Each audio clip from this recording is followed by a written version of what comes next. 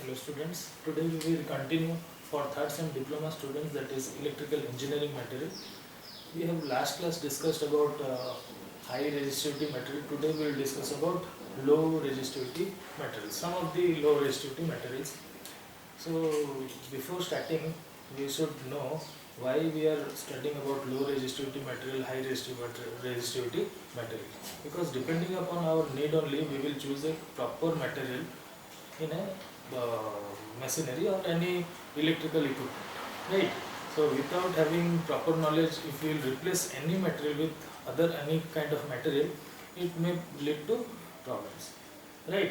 So when you will be professionals in some industries, or it may be in any field of electrical engineering, you will find it helpful. Now today, the first material which we will discuss today is about copper. So copper is very widely used in electrical engineering. Everywhere you will find copper wires, copper this switches, and in every field of electrical engineering, it is a common thing or common material which is used. Now, what are its property and why it is so used heavily, right? So let us first understand. Due, due to its high conductivity, it has been found a wider application among the electrical engineering. Now, it is not only the only material which is having high conductivity, because silver is also having high conductivity than your copper. So why we are preferring now this copper? Because in silver the cost is also very high, and there are other factors which do not are not favorable in the field of electrical engineering as compared to our copper. Now let us understand what are the other properties which make it very unique copper, right? So it is having non-magnetic properties. Copper is a non-magnetic property, and it is also having some remarkable physical and as well as your electrical properties as well as your chemical properties. So that also makes copper a very good and wise choice to select a copper material for electrical engineering. Now again, the color of copper is reddish. Sometimes it is written in a book like reddish. It can be also you can call this as light reddish in color, right? So it will be very glowing in color, right? Reddish glowing color. It is available in the form of hadron, and it is also annealed form. So you know hadron coppers. You see, if the copper is extracted or formed into desired shape without any treating the copper, or it will be in the form of cold, or it would not be having any temperature, and then we will draw into thin wires by stretching or by any means, then that kind of copper can be called as hard drawn copper, right? So what are annealed copper now?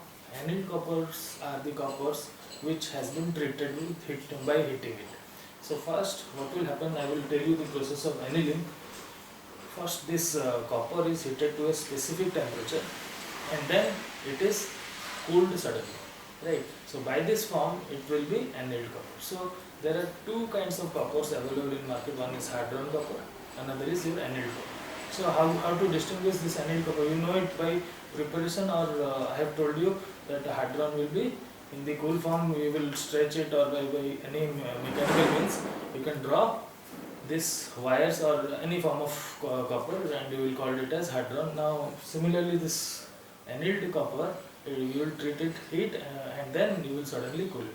But how to know what kind of copper is made up of, either it is hard drawn or flexible, I mean your annealed. So if the copper is having spring like properties, what is spring like properties? If I stretch them and it will restore its original position or have the tendency of a force, then we will call it as hard drawn. And if it does not possess such kind of properties and will possess soft or flexible kind of properties, we will say that this is a annealed copper, right? So these are the ways by which we can identify what kind of copper is it. Now the melting point of copper is 1084 degrees centigrades, and its tensile strength lies in between 8.15 to 4.72 tons per centimeter square. So depends upon what kind of copper is it. If it is hard drawn, if it is a annealed one, then it will vary accordingly, right? So the next things is it has a quality of getting soldered quite easily. See, already we have discussed in our last classes that soldering property is essential in electrical field. Now, as we are now reading in electrical engineering, soldering will be considered, right? Because it is a material, frequently we will have to solder this material is copper, right? So, this copper material provides us excellent soldering properties. So, it is very good for our trade. Now, due to its high conductivity, both thermally as well as electrically, it is widely used in electrical engineering field. Right? In electricity also, in terms of your thermally also, it provides high conductivity. So it is preferred to use copper. Now, what are the other things where it is found? It is found in the switches, copper and copper. It is found in the switches. You will also find in tap changers. Right, you know tap changers, tap changing transformers either. In your higher semesters, I think you will be knowing about some tap changers. But right now, just to need for switching during on condition or off condition, for switching devices, these coppers are very handy. Right. Now, the second material which we will discuss today is about silver. Now, silver is having very high conductivity as compared to copper. Also, it is having a better one. But still, then we are not using silver, right? Because silver has many disadvantages, like copper has many advantages. So by comparing these two materials, we choose copper as the super or best component as compared to the both of the metals. Now silver, if it is mixed with 15% of copper, then the silver can be hardened, right? So the material silver is already softer. So if we require to make it a little harder, to make its tensile strength a little bit good, so we can add 15% copper. Now to make it much more harder, see already we have added 15, but it is also not sufficient. So there are applications where we need this to be much more harder. So it's one application is commutator. I think you must know about by commutators, because first time basic electrical you might have known commutator is a device, right? And its detail will be in your higher semesters. But commutator is a device which is made up of the alloys of copper and silver. So by adding 40% of copper, we can use that material as your commutator. Now coming to the third metal, that is gold. Do you know what is a gold? Gold is the best electrical conductor which is known till now. It is best than copper also, but we are not using gold. Instead of, we are using copper frequently, right? So there are very much, or there are sufficient reasons why gold is not used. Firstly, the amount of gold which is present throughout the world is not sufficient, rather I should say. And also, if it is not sufficient, it cannot be produced economically. Also, it will be very higher. Its cost will be very much higher.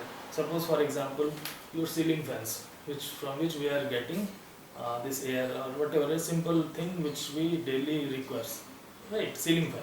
So, do you know which kind of material is used for its winding elements? It is of copper. All of you know. So, by using copper, if we replace this copper by gold, do you know how much cost will you have to bear? So if this fan is right now, if it is suppose for assuming it to be 1000, if it is used, if we will use for copper, it will go around to lakhs, or even if more also. It's depend upon its weight of the copper. So I mean that if by using gold, we will have to go economically very much higher. So the rate wise it will be very much costlier. So we cannot afford. It's only a fan. If you go for your refrigerators, your air conditioners or any electrical equipment, it will be accordingly much higher cost. So we are using copper as compared to gold now. Now what are the other things in gold? Its melting point is about 1063 degrees centigrades. Its boiling point is 2700 degrees centigrades. Now it is also malleable. Gold is malleable. You know malleable, already we have discussed. It is the property of a material by which it can be turned or processed into thin sheets, can be called as malleable. Now again, it is also ductile in nature, because ductility, the property of the material by which it can be drawn into thin wires. So it has the excellent property of ductile also. Now they are widely used in jewelries. You know what are jewelries? Jewelries are ornaments, right? So they are used in ornament, and it is having a strong resistance toward corrosion. And the final conductor which we will discuss today is about aluminum, and it is also a very important conductor or a metal in terms or in relation to your electrical engineering. We find it also very much used in our day-to-day life, aluminum. So it is the next best conductor to copper as compared to or as referred to its conductivity. Now its melting point is about 655 degrees centigrade. It is also ductile, it is also malleable. It is a very soft material, but when mixed with magnesium, silicon and iron, it can be hardened. Because see, aluminum is very light. You might have seen aluminum or have sometimes aluminum things are much, I mean, their weight is very less. So they are very lighter. Now these materials had to be made a little tensile. Its tensile strength has to be increased because they found application in your overhead lines. Have you seen overhead lines? They are normally made up of copper wires. Sorry, your aluminum wires.